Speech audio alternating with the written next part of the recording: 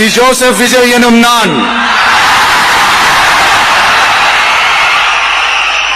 தமிழ்நாட்டு அரசின் முதலமைச்சர் என்ற முறையில் எனது கவனத்திற்குள்ளாவதும் தெரிய வருவதுமான எந்த பொருளையும்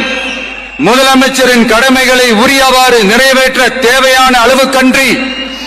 ஒருவரிடமோ பலரிடமோ நேர்முகமாகவோ மறைமுகமாகவோ